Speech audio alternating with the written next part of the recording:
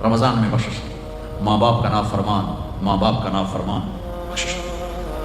ماں باپ کے نافرمان کے لیے تو میرے نبی نے کہا کہ اللہ ہر گناہ کی سزا موت کے بعد دے گا۔ ماں باپ کے نافرمان کو یہیں سے شروع کرے گا اور آگے تک لے کے جائے گا، یہاں بھی سزا دے گا اور آگے بھی سزا دے گا۔ صرف ایک گناہ دنیا میں ایسا ہے، کفر شرک کی سزا بھی موت کے بعد، زنا شراب جوئے کی سزا سود کی موت کے بعد ہے۔ ایک گناہ ماں باپ کی دل آزاری، دل دکھانا، اللہ یہاں سے یہ سزا شروع کرتا ہے اور آخر تک پہ چلاتا ہے اس کو۔ میرے نبی سے پوچھا گیا یا رسول اللہ قیامت کب آئے گی؟ آپ نے کہا اللہ کو پتا، کہ کوئی نشانی بتائیں، کہ جب ماؤں کو ذلیل کیا جائے گا قیامت آ جائے گا۔ ماں باپ کا نافرمان۔ تیسرا کون ہے؟ رشتہ داروں سے لڑنے والا، کبھی بھائی سے لڑا، کبھی بہن سے لڑا، کبھی خالہ سے، کبھی چاچے سے، کبھی مامے سے، کبھی تائے سے، کبھی پھوپھی سے، قریبی رشتوں سے لڑنے والا اور تعلق توڑنے والا، اس کی بخشش نہیں ہوگی۔ چوتھا کون ہے؟ کینہ رکھنے والا، کینہ، شحن، ایک ہوتا ہے بغض، ایک ہوتا ہے کینہ، شحن، بغض، شحن۔ بغض کیا ہے؟ بغض کیا ہے؟ کہ مجھے انصر بھائی سے نفرت ہے، یہ بغض۔ اور کینہ کیا ہے؟ کہ میں ان کو نقصان پہنچانا چاہتا ہوں، نفرت کے ساتھ ان کے ٹانگیں کھینچنا چاہتا ہوں، اس کو کینہ کہتے ہیں۔ تو یہ چار برائیاں معاف نہیں ہیں۔ ہاں کوئی توبہ کرے تو سب معاف ہوگا، سب معاف ہوگا، سب معاف ہوگا۔ تو اللہ نے ہمیں رمضان کا مہینہ دیا ہے، جہنم کے دروازے بند ہو جائیں گے، جنت کے دروازے کھل جائیں گے، فرض 70 فرض کے برابر ہو جائے گا، نفل فرضوں کے برابر ہو جائے گا۔ تراویح کے ہر سجدے پر 1500 نیکی لکھی جائے گی، ہر سجدے پر 1500 نیکی لکھی جائے گی۔ 20 رکعت 40 سجدے 60,000 روزانہ۔ یہ تمہارے کلب کہتا پٹھا جانا ہے کی نہ ہے، میں نے حالی تھی نہیں سور لگی ہے، تسی یہاں دیکھیے، چلو جوڑا بھی نہ ہے، ٹھیک ہے۔ یہ بہت بڑا کلب مجھے نظر آیا۔ یہ یہاں باہر ایک چھوٹا سا پرچہ لگا دیں کہ جو یہاں آ کے تراویح پڑھے گا ہر سجدے پر اس کو 150 روپیہ دے، 150 چھوڑو 15 روپے دیے جائیں، ہر سجدے پہ 15 روپے دیا۔ ایتھے ویکھا جی لڑائیاں کیویں ہوندیاں، اے سارے پوترے دادیاں نو چاہتے لے آون گے، دوترے نانیاں نو چاہتے، نانی ٹر اج تراویح تینوں پڑھاون، دادے نانیاں نو پوچھدا کوئی نہیں، انہاں دی عید ہو جاونی، تسی تے اعلان کر کے لکھ دیو کہ جڑا ایتھے آوے گا انہوں اسی فی سجدہ 15 روپے دیواں گے۔ ایتھے پھر چھوٹے ویکھا جی کیویں چل دے۔ اور میرے نبی، میرے محبوب، اور میرے پیارے، اور میرے اللہ کے پیارے، دلہرے، راج دلہرے، وہ کہہ رہے ہیں اور میری امت 1 گھنٹہ لگا لو، 1 گھنٹہ 40 سجدے، ہر سجدے پہ 1500 نیکی، 60,000 نیکیاں، اور ہر سجدے پر جنت میں ایک سرخ یاقوت کا محل، اور ہر سجدے پر جنت میں ایک درخت جس کے نیچے 100 سال گھوڑا دوڑ سکتا ہے۔ اتنے تھوڑے وقت میں اتنی کمائی۔ اب 8 تراویح پڑھ کے آدھی مسجد خالی جا رہے ہو، کتنے جا رہے ہو؟ کی کرن جا رہے ہو؟ کوئی کام نہیں، 8 پڑھ کے جوتا اٹھا کے جا رہے ہیں۔ اے بھائی پڑھ دو، سال کے بعد آیا ہے موقع اللہ سے لینے کا، اور ہر سجدے پر یہ کچھ اللہ دے رہا ہے۔ اور پھر جب آخری رات ہوتی تو اللہ فرماتے ہیں میرے فرشتوں، میرے بندوں کی رات کی تراویح اور دن کا روزہ، اس کے بدلے میں نے ان کے پچھلے سارے گناہ معاف کر دیا۔ اور آسمان پہ ایک فرشتہ اعلان کرتا ہے یا باغ الخیر ابشر واقبل، اے بھلائی کے چاہنے والے آگے بڑھ، خوشخبری ہو، اور اے برائی کے کرنے والے بس کر اور واپس ہو۔ اور اللہ کا عرش مستقل پہلے آسمان پہ آ جاتا ہے، عرفات کے دن صرف عرفہ کے دن پہلے آسمان پر، لیکن رمضان میں پورا رمضان عرش پہلے آسمان پر۔ اور میرے اللہ کا ہے کوئی بخشش چاہنے والا، ہے کوئی توبہ کرنے والا، ہے کوئی رزق لینے والا، ہے کوئی سوال کرنے والا، ہے کوئی دنیا اور آخرت کی حاجت لینے والا، ہے کوئی مانگنے والا۔ ہر وقت اللہ کی طرف سے اعلان ہوتا ہے اس مہینے کو بناؤ، دنیا کماؤ، حلال کمانا کوئی، میں تو ویسے مذاقاً کہہ رہا ہوں، ہر ایک دنیا کمانا کوئی منع تھوڑا ہی، حلال کمانا کوئی منع تھوڑا ہی ہے، لیکن ایسی کمائی میں نہ لگو کہ روزے پہ زد پڑے، تراویح پہ زد پڑے، تلاوت پہ زد پڑے۔ میرے نبی پاک صلی اللہ تعالی علیہ وسلم رمضان میں قرآن کی تلاوت پڑھا دیتے تھے۔ قرآن رمضان کا سب سے بڑا وظیفہ، جی کوئی وظیفہ دسو، کوئی وظیفہ دسو، لوگ پوچھتے ہیں جی رمضان کا کوئی خاص وظیفہ بتا رہا ہوں۔ رمضان کا خاص وظیفہ قرآن کی تلاوت، رمضان کا خاص وظیفہ قرآن کی تلاوت، قرآن کی تلاوت، قرآن کی تلاوت، جتنا پڑھ سکتے ہو پڑھتے جاؤ، پڑھتے جاؤ، پڑھتے جاؤ، پڑھتے جاؤ۔ میرا ایک ساتھی ہے مولوی ثناء اللہ، وہ ایک دن میں پورا قرآن ختم کرتا ہے، ایک دن میں پورا قرآن، ایک دن میں پورا قرآن، پورے رمضان میں 30 قرآن ختم کر دیتے۔ سوائے اس کے بیمار ہو جائے تو، کوئی بیمار ہو جائے تو 10 پارے، ورنہ پورا قرآن، رمضان قرآن، پورا قرآن۔ تو چلو ہم پورا قرآن نہیں پڑھتے، کچھ تو پڑھو، سارا سال نہیں پڑھا، کچھ تو پڑھو۔ رمضان کا وظیفہ قرآن کی تلاوت، رمضان کی تسبیح قرآن کی تلاوت، رمضان کی خدمت، روزے افطار کرواؤ، سحری کھلاؤ، افطاری کراؤ، غریبوں کو مدد کرو، زکوٰۃ دو، اپنے مزدوروں سے کام تھوڑا لو، گھر کے نوکروں سے کام تھوڑا لو، اور رمضان کی سب سے بڑی بات، آپس میں بغض سے دل صاف کرو. لڑے ہوئے ہو رمضان آنے سے پہلے جیسے لوگ حج پر جانے سے پہلے نہیں فون کرتے ہیں، صلح کرتے ہیں، اتنا ہی ضروری ہے رمضان سے پہلے میں دل صاف کر لوں، میں معاف کر دوں، میں معافی مانگ لوں. زیادتی کی ہے تو معافی مانگ لوں، کوئی معافی مانگنے آیا تو معاف کر دوں. میرا دل صاف ہو، کسی سے بغض نہ ہو، کسی سے کینہ نہ ہو، کسی کا حسد نہ ہو، کسی سے رنجش نہ ہو. دل صاف کرو. صاف دل اللہ کا عرش بن جاتا ہے، اللہ کا عرش بن جاتا ہے، اللہ کا عرش بن جاتا ہے. یہ رمضان کی تیاری بتا رہا ہوں. ایک دوسرے کو معاف کرو، جس سے لڑے ہوئے معاف کر دو، زیادتی کرنے والے کو معاف کر دو. میرے نبی کا فرمان ہے تصل من قطعک وتعطی من حرمک وتعفو عن من ظلمک. جو توڑے اس سے جوڑ، جو نہ دے اسے دو، جو زیادتی کرے اسے معاف کرو. یا رسول اللہ یہ تو بڑا مشکل کام ہے. میں ایسے ہی ایک سوال اٹھا رہا ہوں، یا رسول اللہ یہ تو بڑا مشکل کام ہے. تو میرے نبی فرما رہے ہیں تو میری ضمانت ہے، میں گارنٹر، میں ضامن. تم اپنے اخلاق اچھے کرو، میں تمہیں جنت الفردوس میں گھر لے کر دوں گا. جنت الفردوس میں گھر لے کر دوں گا. تم اخلاق اچھے کرو. اخلاق کی انتہا کیا ہے؟ جو توڑے جوڑو، جو نہ دے دو، جو محروم کرے عطا کرو، جو زیادتی کرے معاف کرو. یہ اسلامی معاشرہ نمازوں سے نہیں بنتا، روزے سے نہیں بنتا، تسبیح سے نہیں بنتا. اسلامی معاشرہ اچھے اخلاق سے بنتا ہے، اچھے اخلاق سے بنتا ہے، اچھے اخلاق سے بنتا ہے. ان بیویوں سے کہتا ہوں اپنے خامند کو سب سے زیادہ عزت اہمیت دو. شادی کے بعد ماں باپ کا حق پیچھے، بہن بھائیوں کا حق پیچھے، حتیٰ کہ اولاد کا حق بھی پیچھے ہے، اور خامند کا حق پہلے ہے. بہت سی عورتیں اپنی نادانی کی وجہ سے ماں باپ کے پیچھے لگ کر اپنے خامند کو چھوڑ دیتی ہیں، خامند کو ذلیل کر دیتی ہیں. اپنے بچے کے پیچھے لگ کے اپنے بچوں کی وجہ سے اپنے خامند کو بے عزت کرتی ہیں. بہت سے باپ اپنے بچوں کی وجہ سے بیوی کو بے عزت کرتے ہیں، یا اپنے ماں باپ کی وجہ سے بیوی کو بے عزت کرتے ہیں. یہ سب بے اعتدالیاں میرے معاشرے میں ہیں. اللہ کا واسطہ دیتا ہوں ایک دوسرے کو عزت دو، رشتوں کو عزت دو. ہر ایک کا اپنا مقام ہے، ہر ایک کو اپنے مقام پر رکھو. ماں باپ کی وجہ سے بیوی کو بے عزت نہ کرو، بیوی کی وجہ سے ماں باپ کو بے عزت نہ کرو، بیوی اپنے ماں باپ کی وجہ سے خامند کو بے عزت نہ کرے. یہ وہ رشتہ ہے جس میں اولاد بھی نہیں داخل ہو سکتی. اولاد کو بھی پیچھے کیا گیا ہے خامند اور بیوی کے رشتے میں. اور یہ وہ رشتہ ہے جس سے میرے اللہ نے اپنی نشانیوں میں سے ایک نشانی بتایا ہے. ایک نشانی من آیاتہ ان خلقکم من تراب. میں ٹپس پڑھتا ہوں آیات کے، ساری آیت نے. میری بہت بڑی نشانی تو میں مٹی سے بنایا. واقعی نشانی ہے نا بھائی؟ ارے بولو. من آیاتہ خلق السماوات والارض. میں نے ایک آیت چھوڑ دی، بعد میں پڑھوں گا. میری بہت بڑی نشانی زمین آسمان کا بننا. واقعی بہت بڑی نشانی. من آیاتہ منامکم باللیل والنہار. میری بہت بڑی نشانی تمہارا سو جانا اٹھنا. واقعی بہت بڑی نشانی. من آیاتہ یریکم البرق خوفا وطمعا. میری بہت بڑی نشانی بادل، بجلی، گرج، بارش. واقعی. من آیاتہ ان تقوم السماء والارض بامرہ. میری بہت بڑی نشانی زمین آسمان کھڑے ہوئے.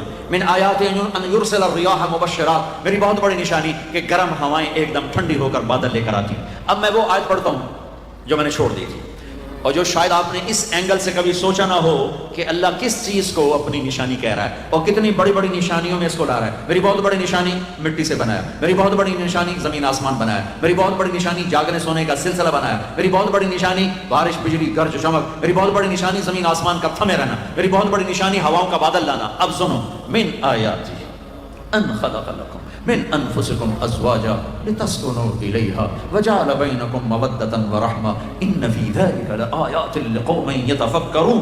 اللہ اکبر. صرف یہاں جو تفکرون کا لفظ اللہ لے کر آئیں کہ غور کرو گے تو پتہ چلے گا نشانی کیا. میرا اللہ کہہ رہا ہے کہ میری بہت بڑی نشانی ہے کہ میں نے خامند اور بیوی کا رشتہ بنایا. کبھی یہ اس طرف دھیان گیا کہ یہ جو ہم خامند بیوی بیٹھے ہیں یہ اللہ کی بہت بڑی نشانی. کبھی خیال ہے؟ اللہ اکبر. اللہ نے ماں باپ کا رشتہ بنایا، اسے نشانی نہیں کہا. اللہ تعالیٰ نے اولاد کا رشتہ بنایا، اسے نشانی نہیں کہا. اللہ نے دادے پوتے بھی جتلائے، اسے نشانی نہیں کہا. اللہ نے پھوپھی خالہ بھی بتائیں، دادیاں نانیاں بھی بتائیں، اسے اللہ تعالیٰ نے نشانی نہیں فرمایا. نشانی کسے فرمایا؟ خامند اور بیوی یہ میں نے رشتہ بنایا، یہ میری کتنی بڑی نشانی ہے. اس ایک رشتے کو باقی رکھنے کے لیے سینکڑوں آیات ہیں، سینکڑوں آیات. اور طلاق سے نفرت کا اظہار. میرے نبی نے کہا علی طلاق سے بچنا. جب طلاق دی جاتی ہے اللہ کا عرش کانپ اٹھتا ہے. ناجائز طلاق، بے جا، ضرورت کی وجہ سے طلاق لی بھی جا سکتی، دی بھی جا سکتی. یہ میں ایک اضافہ کروں گا. بہت سی بچیاں نہیں گزارا ہو رہا، خامد بدتمیز ہے یا سسرال ظالم ہے، وہ کہتی ہیں ماں سے میرا گزارا نہیں ہو رہا، میری جان چھڑا دو. نہیں بیٹی، گزارا کرنا ہوگا، صبر کرنا ہوگا، گزارا کرنا ہوگا، یہیں رہنا ہوگا. یہ ماں باپ کا ظلم ہے، یہ ماں باپ کا اپنی اولاد کا ظلم ہے. ہمارا تو زمیندارہ ماحول ہے پنجاب کا. میں نے اپنے ہی خاندان کی بتاتا ہوں، بچیوں پہ ظلم ہوتے دیکھے، پھر ان کی فریادیں بھی سنی، پھر ان کے ماں باپ کا ظلم دیکھا. اتنا ہی رہنا ہے، اتنا ہی گزارا کرنا ہے، بس اسا ایک باری تیرا کر دیتا ہے، ہوں اسا کوئی نہیں کرنا، پیچھا موڑ کے نہ پیا میں جی میں کرنا ہی کر، ساڑا کوئی ذمہ نہیں. ماں باپ کہتے ہیں، ماں باپ کہتے ہیں. اور وہ ماہی بے آب مچھلی پانی کے بغیر تڑپتی ہے، اس طرح اس کا دن اور رات ہے. زندہ کی کھال کھینچ رہی ہے، اس طرح اس کا دن اور رات ہے. اور ماں باپ کا جبر، گزارا کرنا ہے، گزارا کرنا ہے. تین والد کون، تیرا رشتہ کتوں آئے گا، تیری شادی کتوں کریں گے. ابھی تو اس کو ذبح ہونے سے بچا لو، کل تو اللہ نے ہمیں اس کا مکلف ہی نہیں کیا کہ کل کیا ہوگا، کل کو آنے تو دو. پتہ نہیں کل کا دن ہے بھی نہیں کہ ہمارے مقدر میں یا نہیں. ہم کل کے لیے اپنی بچیوں کو ذبح کر دیتے.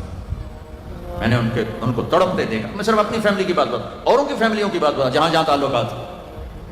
کہیں رشتہ قریب کا ہے، لڑکی بدتمیز ہے، بچہ شریف ہے، وہ کہتا ہے بھائی میں طلاق دینا چاہتا ہوں، میرا اس سے گزارا نہیں ہے، زبان شدید ہے.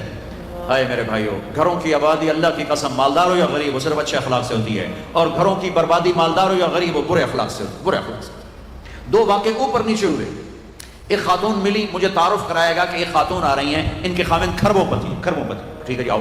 اس خاتون نے آتے ہی رونا شروع کر دیا. مولانا لوگ مجھے خوش قسمت سمجھتے ہیں کہ میں بہت بڑے مالدار کی بیگم ہوں، میرا دل زخمی ہے، میرے خاوند کا سلوک اچھا نہیں، میں دولت کو آگ لگاؤں، یہ ہیرے کے سیٹ کو میں کیا کروں جب اس کا سلوک ہی میرے ساتھ اچھا نہیں. چند دن کے بعد ایک نوجوان ملا. مولانا میں اپنی زندگی سے تنگ ہوں، میری بیوی انتہائی بدتمیز ہے، انتہائی زبان دراز ہے، میں اپنی زندگی سے تنگ آ چکا ہوں، 3 بچے ہو چکے ہیں، طلاق دے نہیں سکتا، میں کیا کروں. یہ روزمرہ کے واقعات ہیں.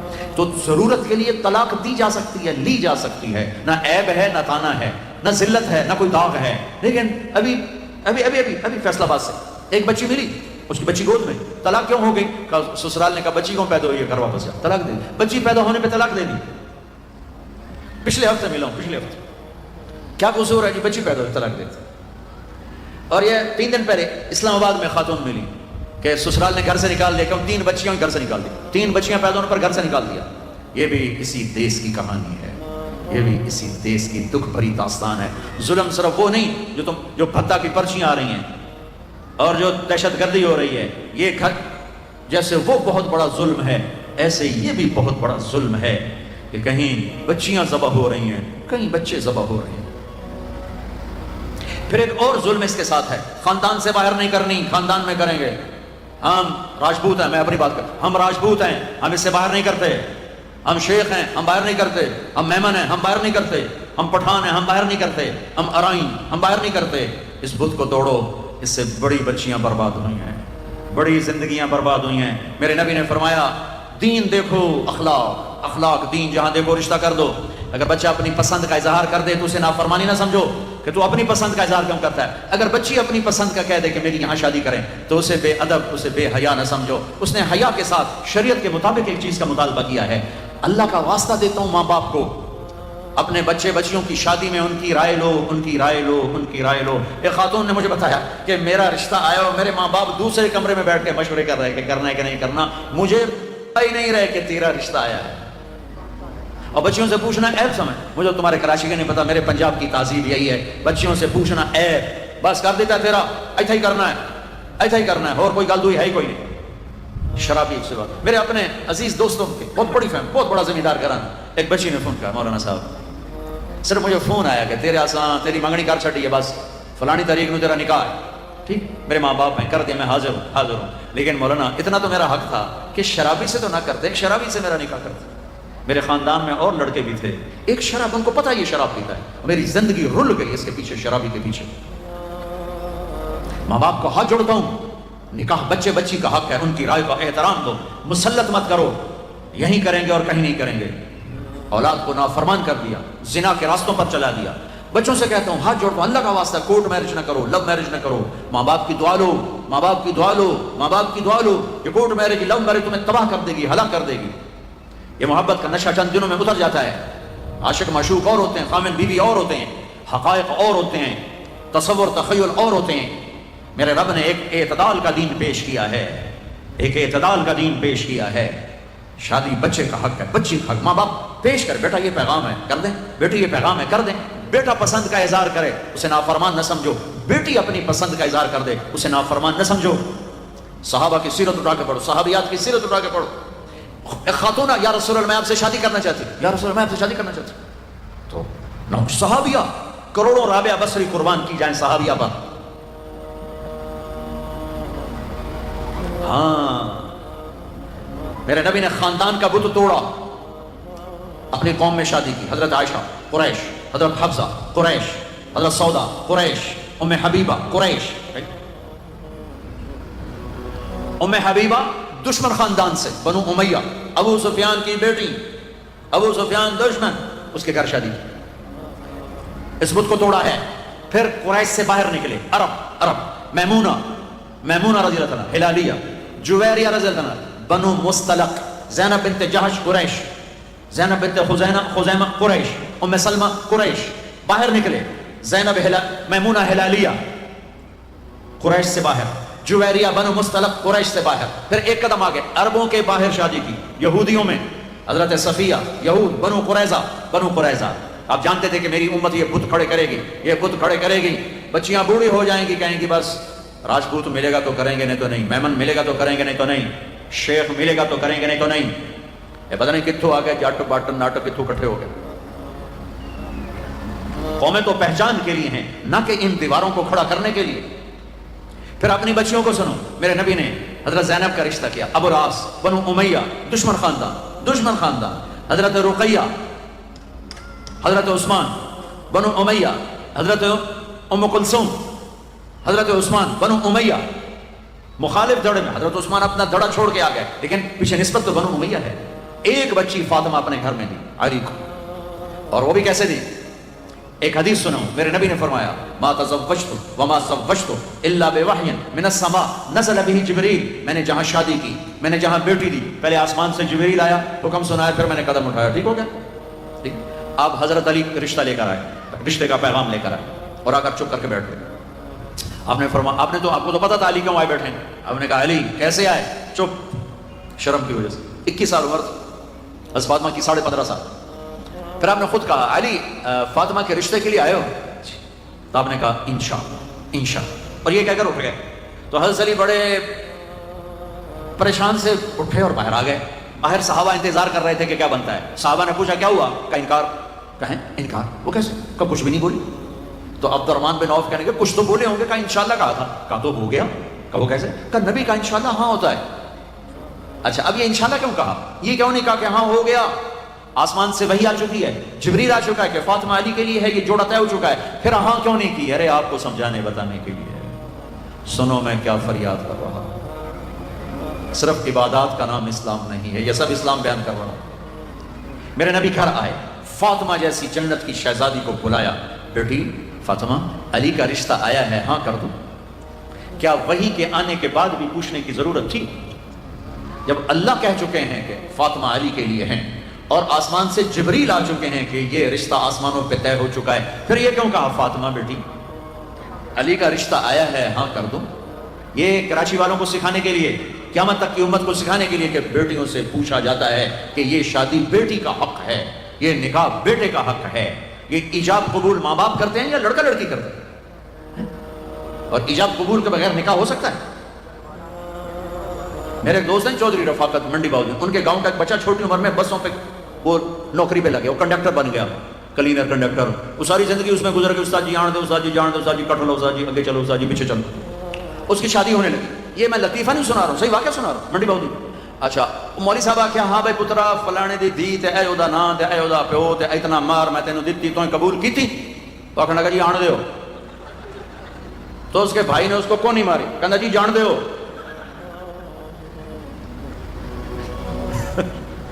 وہ سمجھا چاہتے بھی آن دے تو جان دے, کٹ لو کر لو. ایجاب قبول کتنے ضروری لفظ ہیں کہ جب تک لڑکی لڑکا یہ نہیں کہیں گے نکاح نہیں ہوگا. یہ ماں باپ کا حق ہے, یہ بچوں کا حق ہے. تو آج ماں باپ کیوں ظلم کرتے ہیں کہ زبردستی اپنی مرضی کی شادی مسلط کرتے ہیں؟ اللہ کرے ہماری اولاد ہماری مرضی پہ شادی کرے. بچوں سے کہتا ہوں ماں باپ کی مرضی کی شادی کرو، ماں باپ کی مرضی کی شادی کرو، ماں باپ کی مرضی کی شادی کرو. میں تمہیں بغاوت کی راہیں نہیں دکھا رہا، لیکن جو ماں باپ جبر کر رہے ہیں میں اس کے سامنے ہاتھ جوڑ رہا ہوں، اس کے سامنے ہاتھ جوڑ رہا ہوں کہ واقعات سن سن کے دیکھ دیکھ کے میرا کلیجہ پکا ہوا ہے. میں اس لیے بول رہا ہوں یہ وہ مضامین ہیں جو نئی ممبر سے بیان کیے جاتے. میں بول رہا ہوں کہ یہ میرے معاشرے کی دکھتی ہوئی رگیں ہیں.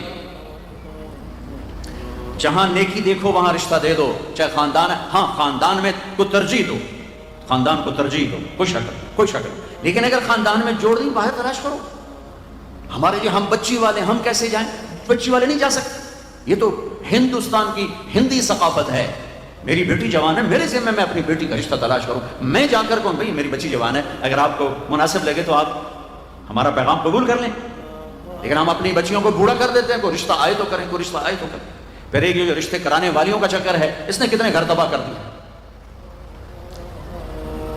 تو ماں باپ سے کہتا ہوں رائے لو، اولاد سے کہتا ہوں ماں باپ کے خلاف نہ جاؤ، نہ جاؤ، نہ جاؤ، نہ جاؤ. برکت کیا، دین سارا ہاتھ سے نکل جائے گا. لیکن سن لو میرے نبی کی زندگی اور بات اور سنت اور سیرت اور شریعت. فاطمہ علی کا رشتہ آیا ہے، کر دوں. فاطمہ جیسی بچی انکار کر سکتی تھی اور علی جیسا رشتہ انکار کر سکتی تھی. وہاں ہاں کے سوا کچھ نہیں تھا. یا رسول اللہ جیسے آپ مناسب سمجھیں.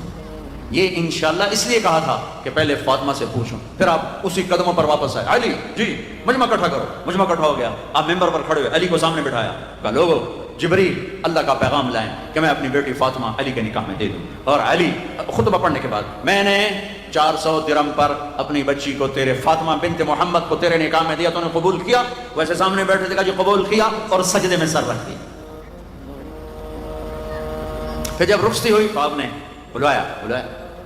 ایک اور بات چلی، بچی کو خود گھر چھوڑ کے آؤ. سسرال، یہ کیسے احمق لوگ ہیں، یہ کہاں کی باتیں کرتے ہیں؟ فطرت کے خلاف. دین تو دین ہے، فطرت کے خلاف کہ بچی کو خامد کو سسرال کے گھر چھوڑ کے آئے. تو اس کے حقدار تو میرے نبی کی بیٹیاں تھیں. آپ نے علی کو بلایا، کہا اپنی امانت لے کے جاؤ.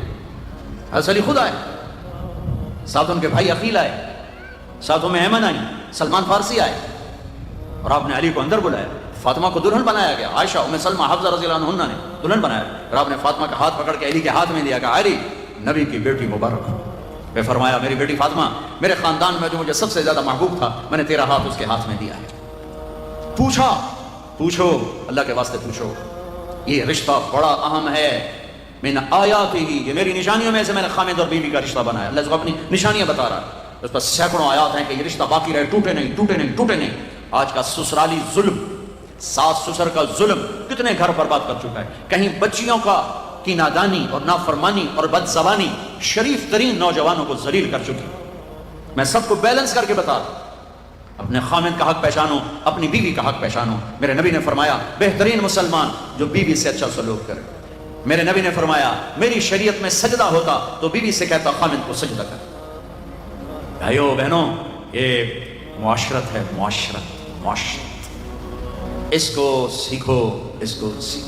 ماں باپ کو اپنی جگہ پہ رکھو. میرے نبی نے فرمایا میری ماں اگر زندہ ہوتی تو تم دیکھتے میں کیا خدمت کرتا. میں عشاء کی نماز کے مصلی پہ ہوتا، سورۃ فاتحہ پڑھ رہا ہوتا. ادھر سے آواز آتی میرے کمرے سے، میرے گھر سے، بیٹا محمد. تو میں نماز توڑ کے کہتا لبیک اماں جی. نماز میں کون سی نماز؟ فرض. عشاء فرض. لبیک اماں جی، لبیک. نماز بعد میں ہوتی، پہلے آپ کا حکم سنا جائے. باپ تیری جنت کا دروازہ ہے، جنت تیری ماں کے قدموں تلے ہے. آپ نے فرمایا سب لوگ جنت میں جائیں گے، اویس بھی جائے گا. اویس کرنی. جب جنت کے دروازے پر پہنچیں گے تو اللہ کہیں گے باقی چلے جائیں، اویس کو روک لو. اویس کرنی گھبرا جائیں گے کہ یا اللہ ابو ہے آ کے بریکہ کیوں لگ گئی ہیں. خیر تو اللہ تعالیٰ فرمائیں گے پیچھے دیکھو. ویسے دیکھیں گے تو جہنمی کھڑے ہوں گے، جہنمی. تو میرے اللہ کہیں گے اویس تیری ماں کی خدمت کا صلہ دینا چاہتا ہوں. یہ جہنمی کھڑے ہیں، انگلی اٹھا، جدھر تیری انگلی پھرے گی تیری تو فیل سب کو جنت میں ڈال دوں گا. ماں کی خدمت.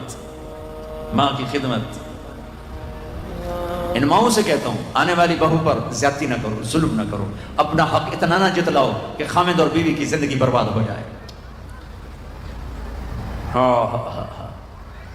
اور سنو، آپ نے حضرت عمر سے کہا عمر تیرے زمانے میں ایک شخص آئے گا، اویس بن عامر من مراد من قرن. اویس بن عامر مراد قبیلہ، اور قرن اس کی شاخ ہوگی، یمن سے آئے گا، رنگ کا کالا، قد کا درمیانہ، اسے پھلبیری برس کی بیماری ہوئی تھی، اب ٹھیک ہو گیا ہے، ایک سفید نشان باقی ہے۔